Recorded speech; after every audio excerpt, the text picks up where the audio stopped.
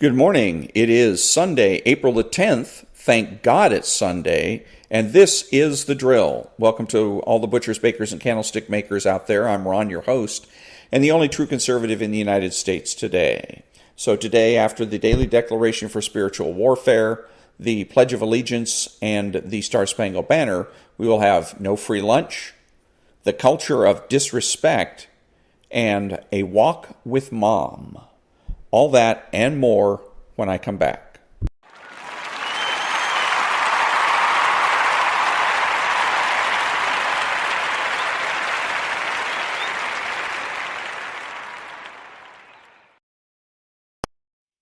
Thank you. And now for the Daily Declaration for Spiritual Warfare for April the 10th. Break the curse of witchcraft and sorcery. My child, I have loved you with an everlasting love, and because I love you, I have turned the curses of witchcraft and sorcery from the enemy into a blessing for you. I will help you according to my mercy, that you may know that it was by my hand that I have blessed what the enemy has cursed in your life.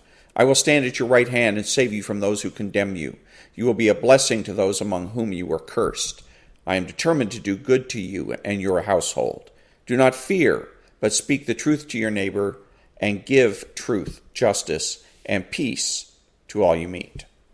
Psalms 109, verses 28 through 31, Zechariah chapter 8, verses 13 through 16.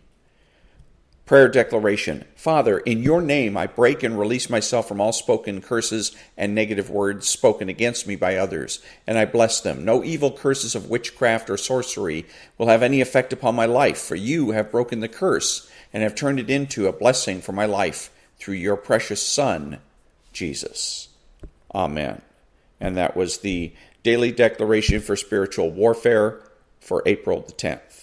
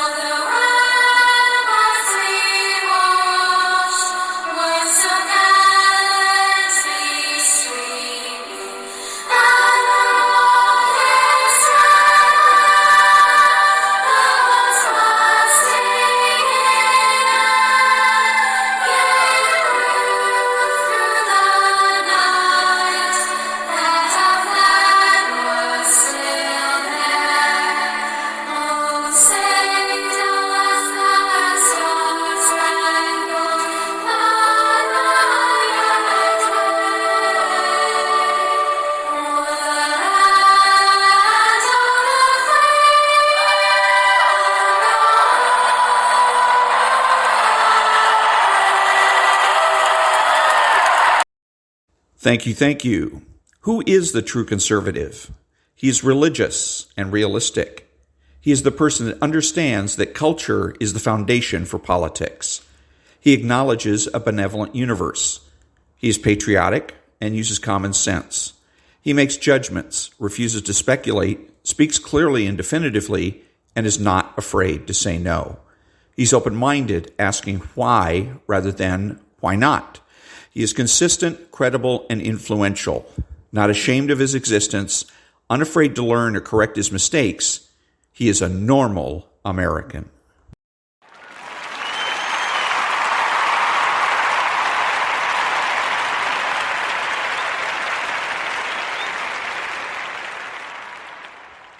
Thank you. Thank you. What is the true conservative strategy for defeating socialists in this country?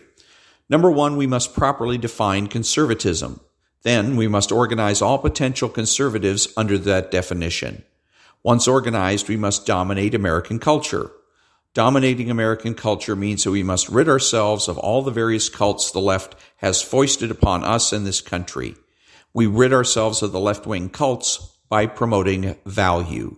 What are the universal values? Number one, life. Number two, privacy. Number three, time. Number four, sanity. Number five, productivity. We defeat promiscuity by promoting family and privacy. Socialists must be driven from positions of power. And since it is lefty counterculture that provides the foundation for their political success, true conservatives must resist left-wing counterculture and promote normal American culture. By changing our culture, we will change our politics. And we change the culture by getting married, creating a family, and raising our children.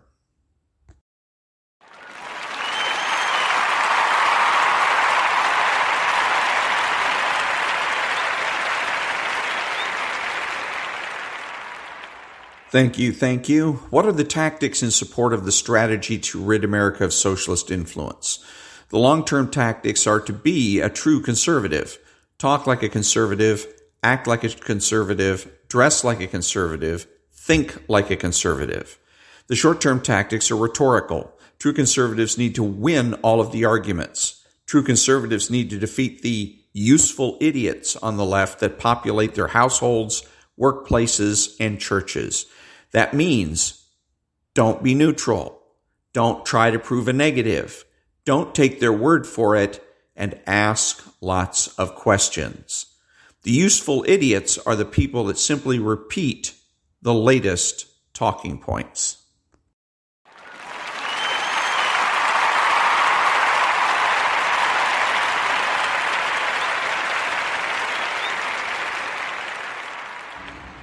Thank you. Thank you. What are the true conservative political priorities? Number one, the abolition of abortion throughout the land. Number two, make nuclear, chemical, and biological weapons obsolete.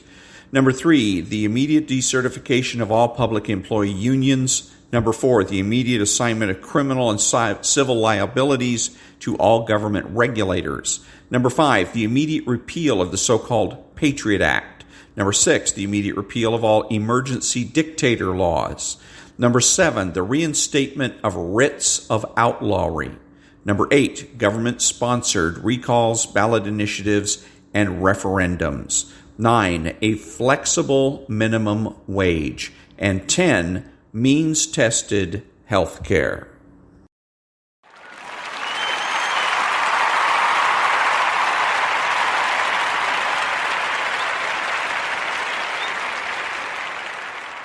Thank you, thank you. What are the true conservative cultural priorities? Bring back not-for-profit news. Number 2, destroy the cult of promiscuity. Replace with an emphasis on privacy. Number 3, destroy the cult of neutrality with the effective use of propaganda. Number 4, destroy the cult of personality by emphasizing character.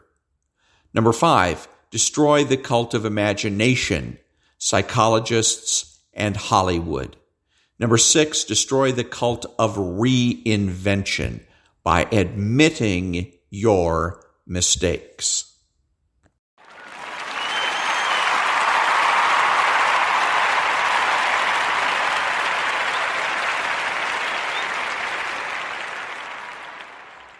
Thank you, thank you. The biggest mistakes that right-wing talk show hosts make. Number 1, they fail to consult their consciences. Number 2, they fail to listen to their own shows. Number 3, they aid and abet the left. Number 4, they demoralize their audiences. Number 5, they contradict themselves.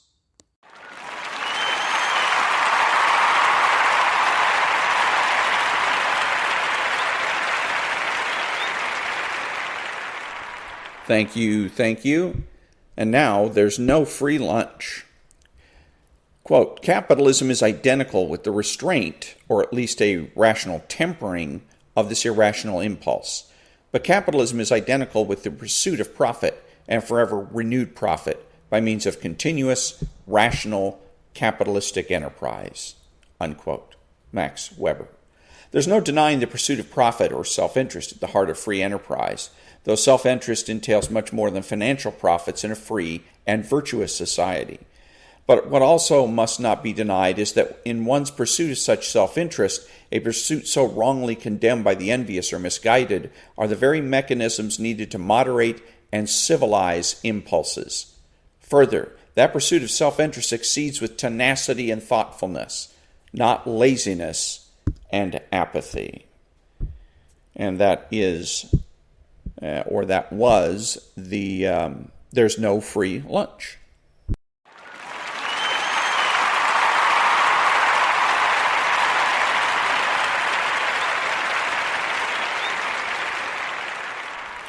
Thank you, thank you. And now, more from Chapter 1 from the book, The Collapse of Parenting, How We Hurt Our Children When We Treat Them Like Adults. Why did this change occur, and why here in the United States to a greater degree than in Western Europe? To answer that question, I begin with the insights of Norbert Elias mentioned above. Throughout the 20th century, the legitimacy of almost every kind of authority became suspect throughout Western Europe and North America. Politically, we might summarize the second half of the 20th century as the empowerment of the previously disenfranchised. People of color were empowered, women were empowered, employees, at least in theory and lip service, were empowered, and children were empowered. Nobody stopped to say, yes, it is right that children should have equal rights in their relations with one another. It is right that women and people of color should have equal rights relative to white males, but that what is true for adults in their relations with other adults may not be true for parents in their relations with children. Empower everybody. Why not? My answer is because the first job of the parent is to teach culture to the child, and authoritative teaching requires authority. As I have mentioned, some aspects of this problem are global. Others are more pronounced here in the United States. How come? Part of my answer has to do with how we Americans regard the idea of progress. In the United States, progress is generally seen as a good thing. American history, as I've seen it, taught in many American schools, K through 12, as a smooth upward trajectory, albeit with a few hiccups in the past half century or so. We used to be a coastal collection of British colonies. Now we are a mighty nation of 50 states spanning a continent plus Alaska and Hawaii. Our institutions used to be racist. We now affirm equal rights for all under the law. 2 centuries ago, our nation was not wealthy. Now we are rich. In the lexicon of American advertising, new is practically a synonym for improved. This notion pervades not only our history and our advertising, but even our architecture. It is more common in the United States than elsewhere for developers to tear down old buildings to put up new ones. In defense of the developers, the new buildings are usually bigger and occasionally even better than the old buildings. When people in Europe think about old buildings, they think Cologne Cathedral. When people in the United States think about old buildings, they think asbestos. In my experience, the assumption that new usually means better is much less evident in countries such as Switzerland and Scotland.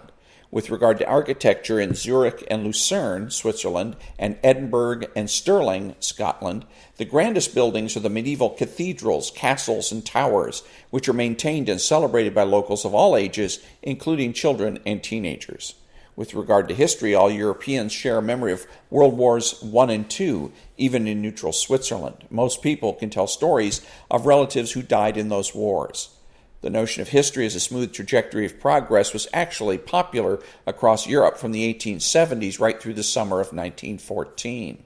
But you don't find it in Europe today, and when I turn on a television in Stirling or Lucerne, even the style of the advertising is different.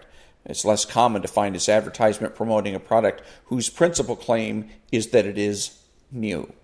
Celebration of the new over the old easily translates into the celebration of the young over the old, of young people over old people. The cult of youth, the celebration of youth for youth's sake, is more pervasive in the United States than in any other country I have visited. In American cities, I often see billboards promoting plastic surgeons who promise to make you look younger. I've rarely seen such billboards in the United Kingdom or Germany or Switzerland. When the culture values youth over maturity, the authority of the parents is undermined. Young people easily overestimate the importance of youth culture and underestimate the culture of earlier generations. Why should we have to read Shakespeare? Is a common refrain I hear from American students. He's so totally irrelevant to, everything. The ambivalent European attitude toward progress is nicely summarized by the late 20th century philosopher Nicolas Gomez Davila, educated in France, who wrote, 200 years ago, it was reasonable to trust in the future without being utterly stupid. Who can believe now in today's prophecies, seeing as we are yesterday's splendid future? Progress means, in the final analysis, taking away from man what ennobles him in order to sell him cheaply what debases him. There's also greater cultural ballast in Western Europe and the United Kingdom than in the United States. When I met with Scottish students and their families in Edinburgh, Perthshire, and Stirling, I found many boys and some girls who were proud to wear the traditional clothes worn by their parents and grandparents. Kilts are passed down from one generation to the next, not as museum pieces, but as clothing to be worn whenever the occasion arises. And occasions for wearing a kilt arise often. Boys in Scotland are happy to give an impromptu lecture on the characteristics of a proper Scottish kilt and how to distinguish the genuine article from the cheap imported frauds sold to tourists. It would be unusual to find an American girl or boy who is proud to wear his or her grandparents' clothes.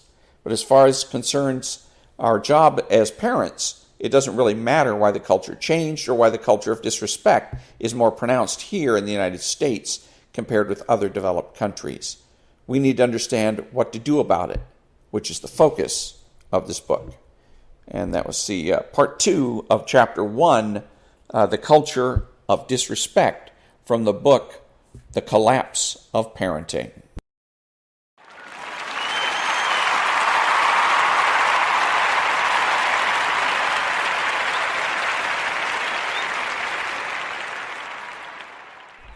Thank you. And now a rather short chapter, chapter 10, called Taking a Walk with Mom, from the book My Bicentennial Year by Michael Buell, a story about a family living in Gansevoort, New York, which my understanding is upstate New York, in the Adirondacks. That's where it's located. And so it's told from the story, or from the vantage point of one of the children, the second oldest child, Michael, and it's his adventures and misadventures from June of 1975 to June of 1976.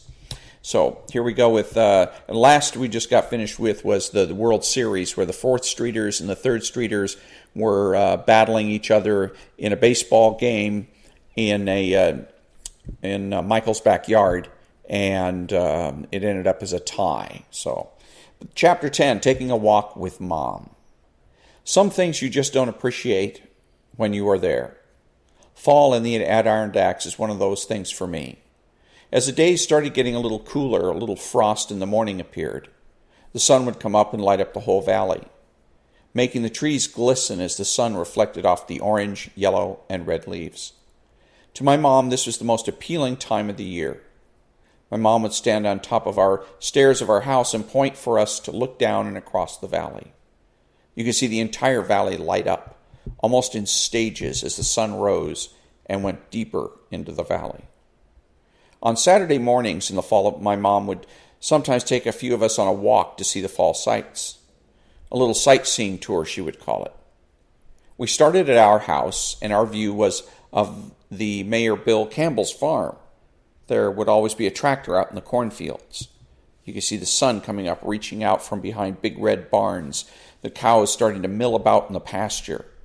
As we reached Cobar Road, there was one big giant weeping willow tree, which always had the mayor's red horse standing tall underneath it.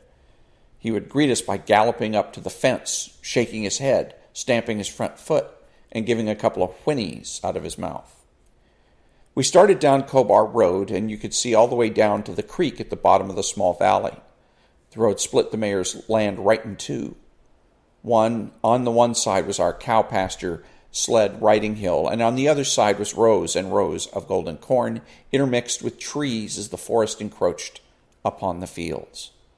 At the top of the hill, you could turn your head around to see the already white tops of the mountains, and as you panned back around the tops of the big pine trees of the forest would come into view standing tall, almost looking like they were on sentry duty protecting the forest.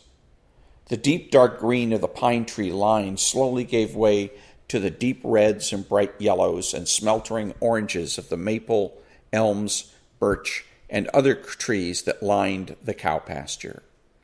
The colors of the trees blended into the now tan and gold colors of the cow pasture grass, which in some case was tall where the cows had not yet grazed, and short where they had. The grasses almost appeared to be flowing with the rhythm of the creek.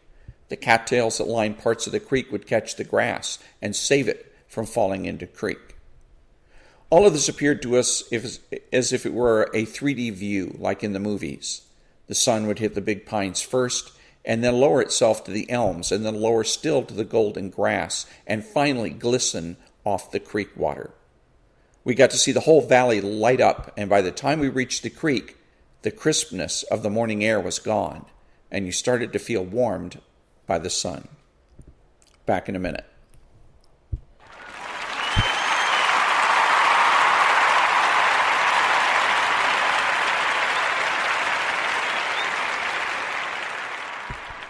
Thank you. Once you crossed over the creek on the little bridge that was there, you could walk right down the water line. We all ran down towards the water and put our hands in it. Cold, cold water. It was crystal clear water, maybe 2 to 3 to 4 feet deep in the middle of it. It might have been 10 feet across, certainly wider if it rained. As a kid, you can't just look at water. You have to play in it somehow. You're magically drawn to it. You must get wet. The good news for my mom, who did not want us in the water, was that the water was extremely cold. Instead of going in it, my mom suggested we see if we could skip rocks across the water. With that, she walked around and was picking up and discarding stones. She explained that she was looking for just the right stone. It had to be flat, oval-shaped would be great, rounded at the edges. She found just the right stone. She put her stone in her hand and curled up her bottom 3 fingers, reaching out her index finger. She placed the stone on top of the 3 curled up fingers with her index finger and thumb holding onto both ends of the stone. She put her hand out to her side, keeping the stone parallel with the ground, reaching her hand back and flung the rock out over the water.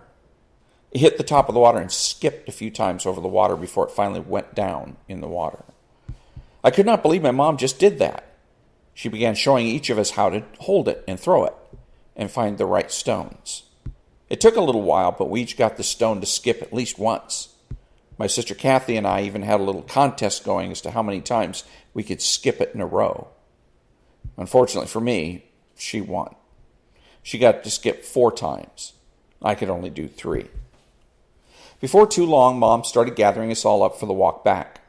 This time it was a little harder, because we were going up the hill, not down it. But it was not that bad of a trip. Mom started pointing out all the trees again and how you could identify the trees by the shape of their leaves. The elm trees had only 1 point on the leaves, while the maple had 5 points. The birch you could tell because its tree trunk was white. She even went on to explain that the Indians would use the birch bark to start their fires as it peeled off the tree like paper. My mom, a devout Catholic, started explaining to us how God had made all of this for us, and we should appreciate it. Most people don't have this view to come and appreciate, and you have it every day. Honestly, at the time, the appreciate it level was pretty low. We lived there all the time. The view was normal to us. Heck, now that I think about it, if you stayed out there all day and got to watch the sunset, that was an equal view to the sunrise. As the sun started to set, the mountaintops were the first to disappear into the darkness. The big century pines would fight the darkness for a little bit, but finally, gently succumb. The colors of the birches and elms and maples would flicker like glowing embers in a dying fire, and eventually they too went dark. And that was chapter 10, A Walk with Mom, from the book My Bicentennial Year by Michael Buell. And next time, we're going to be reading chapter 11, Uncle Albert's Apple Farm. Back in a minute.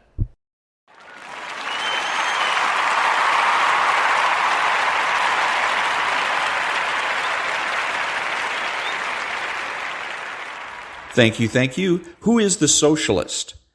He is the man that is spiritual. He's the man that seeks consensus. He's subjective, petty, and small, taking everything in life personally. He's outrageous, boring, and rude. He pretends to be a leader and a change agent. He pretends that he's your friend. He is sly, cunning, and deceptive. He dresses, acts, and speaks like a slob. He is informal and terminally unique. He is childish and pretends that he knows nothing. He has no conscience and pretends that might makes right and that the ends justify the means. He is impulsive and rationalizes his behavior. He is deterministic, blaming others for his mistakes. He is skeptical, demanding that others solve his problems.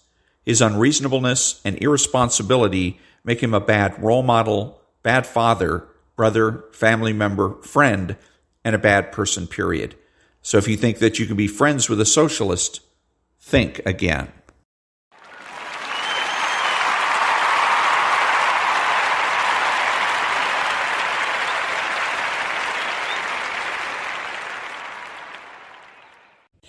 Thank you, thank you. This is Ron, your host, the only true conservative in the United States today, bidding adios to all the butchers, bakers, and candlestick makers out there, and reminding you to tune in to the John and Ken Show, which is an excellent example of how true conservatives communicate. It's a radio show that's on KFI AM 640 from 2 o'clock in the afternoon to 6 o'clock in the evening, Monday through Friday. And that's Pacific time. So that's an excellent show to listen to. And other than that, until next time, remember to be honest, to be smart, to be beautiful, and to remember that the left has no authority, no power, and they can't win.